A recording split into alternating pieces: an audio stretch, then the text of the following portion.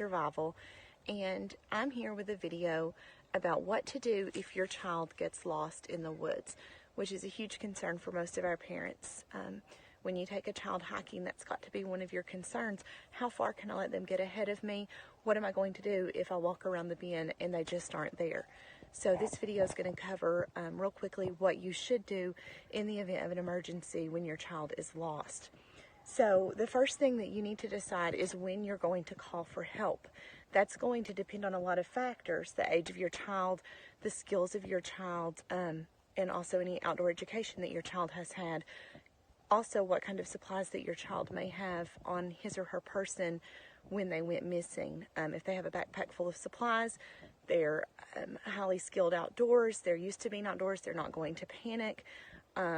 Then in the case of like Sawyer and Silas, 9 and 7, especially if they were together, I would probably give them a couple of hours before I grew too concerned. In the case of Charlotte and Solomon, they're 5 and 3, I wouldn't give them long at all. Maybe half an hour of searching, just me and Justin and whoever else was in the area, real quick searches. And it's also going to depend on how far from cell phone service you are, or how quickly you can get to some help to have someone let others know. Obviously, if you're 8 miles from a trailhead, and that means 8 miles plus a car ride from cell service, then you're going to want to move much more quickly than if you're maybe half a mile up a trail and a ranger station is half a mile away. So that's going to really depend a lot on your child, and you may want to have that decision made beforehand. When you go on a trail, be thinking about just a real quick thought of how quickly would I respond if my child was lost. Am I okay with them being out in the woods for a period of time by themselves? Other factors might include how quickly it's going to get dark, whether they're dressed appropriately for the weather and what the weather is. Obviously, if it's turning cold, it's snowing, and it's getting dark, I'm going to respond quickly versus a warm spring day on a well-known trail.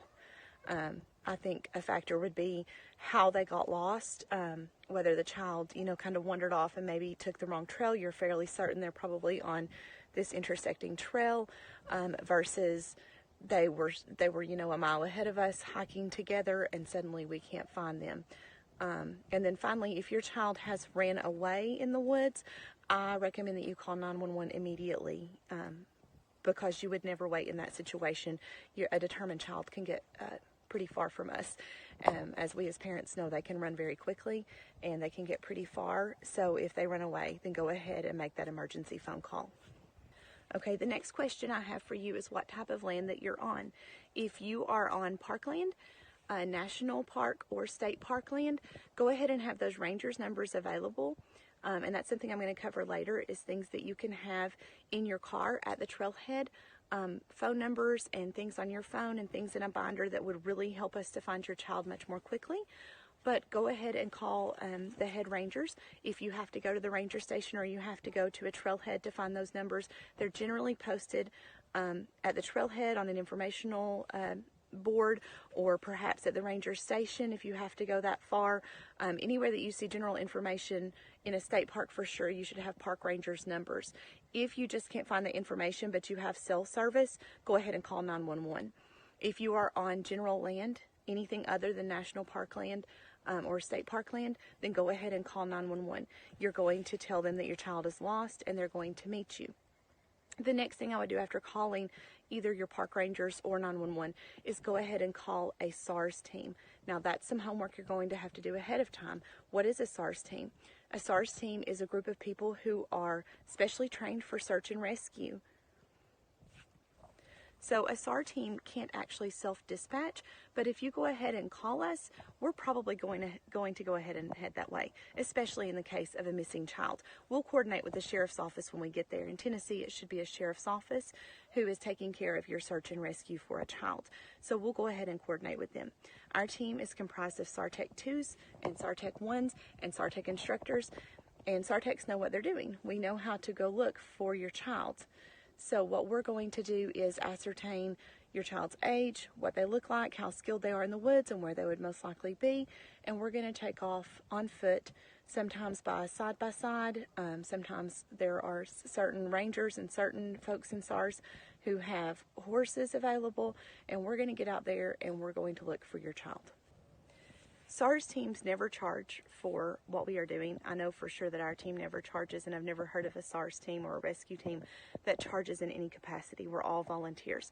There's never going to be a huge bill handed to you because we have to come looking for your child. Even if in the best case scenario, we find your child in just a matter of seconds, we're never going to charge you for that. The other thing is that if you were to go back in the woods and your child pops up from behind a tree and says, "Hey guys, I got you," just simply go back, call 911 and cancel that call. That's not saying that you won't have to answer some questions from your local sheriff's department or whatever. I'm sure that they have some certain protocols that you'll have to follow. But we're all going to be relieved because your child has been found, and that's always good news. So the second factor in what you're going to do is if you have two adults, one adult needs to stay in the area that the child was lost. In the case of Justin and I, if we were a couple of miles up on a trail, I would stay with the children more than likely. He would take off immediately and he would be running. That's why he wouldn't take the children, so that he could move very quickly. He would go get help, and in the meantime I would try to stay in close proximity, obviously keep the kids very close to me, and go ahead and call for that child's name, listen for whistling, and go ahead and make attempts to find that child, but send the other adult out. If there's only one adult in the situation, then obviously you're going to have to take your children and try to get back to a trailhead. That's why I recommend that one adult doesn't hike as far with your children from cell service. You shouldn't hike to too remote of a location if it's one adult and multiple children, just because it's going to take you so long to get to help if you need help, and you are going to have to take the other children with you. So if you do have to leave the area, it's awesome to have some marking tape in your pack. You go ahead and mark that area super well with that marking tape. You can buy biodegradable marking tape, or flagging tape as we call it sometimes. You're going to mark that area well. If you have a GPS, you're going to go ahead and record those coordinates. You might take pictures of the area just so that you know absolutely sure exactly where that child, where the first time that child went missing was. We call that, one of the points that we're going to ask about is the point last seen. So for a child, the point last seen is the point where you actually literally laid eyes on that person last. And that's very important in SARS. We want to know where that area is. So having a photo, a video, a GPS recording, flagging tape marking that area is going to prove tremendously helpful to us. Remember that if you're 5 or 6 miles in on a trail and you take your children 5 or 6 miles back off that trail, you may not be in the condition to hike that trail again to go look for your child. You're probably going to depend on professionals for that, at least to an extent, at least to get there much more quickly. So definitely mark the trail as well as you can. So the biggest problems that we have with volunteers coming to look for your child, the first would be health problems with our volunteers. They are so good-natured and they have such good intentions, but if we have a volunteer who perhaps has knee problems or walking problems or even a heart condition, sometimes we have gotten not very far down a trail, maybe a half a mile, and their knee goes out on them climbing up a ridge.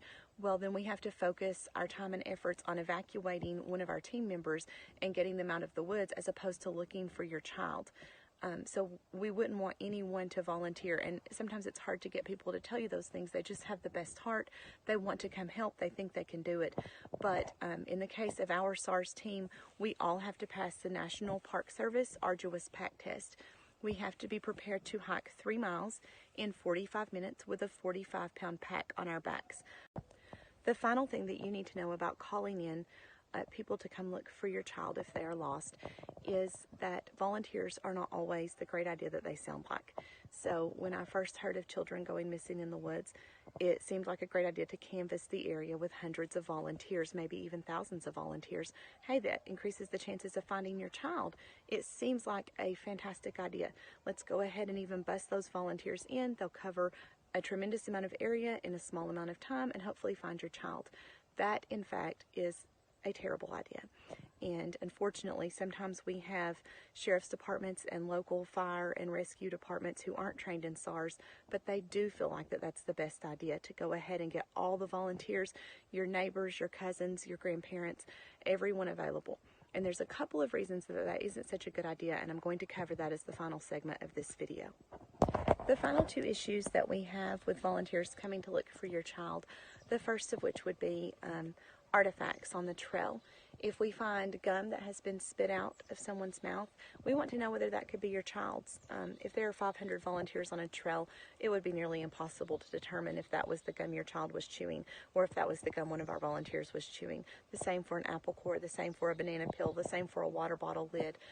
We've been taught in SARTEC training that every tiny artifact matters, whether it's a sock, a scarf, a clump of hair, a torn sweater.